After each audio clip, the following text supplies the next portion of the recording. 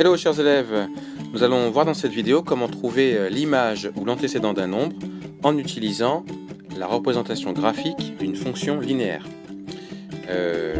Donc vous avez la fonction linéaire qui est à votre écran, donc c'est cette droite, on rappelle, qui passe par l'origine du repère. Elle s'appelle f et sa représentation graphique, elle est donnée ici donc. Alors on vous demande quelle est l'image de -1 par f. Alors ça c'est quelque chose qu'on a déjà fait lorsqu'on a parlé des fonctions en général. Là on l'applique au cas particulier de la fonction linéaire. Quelle est l'image de -1 par f? En fait, le -1, comme on cherche l'image, on prend le -1 qui se trouve sur l'axe des x. Ensuite, donc il est ici. Ensuite on va aller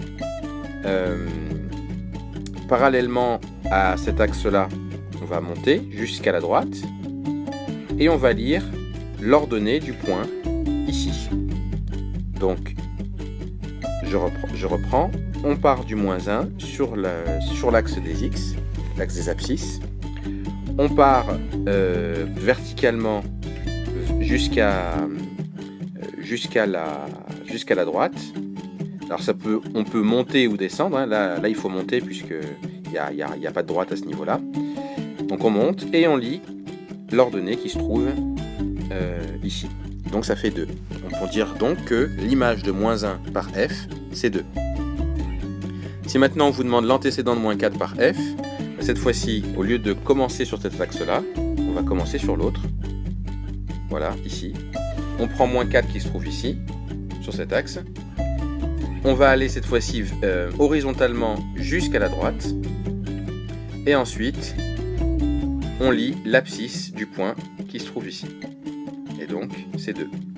Autrement dit, l'antécédent de -4 par f, c'est le nombre 2.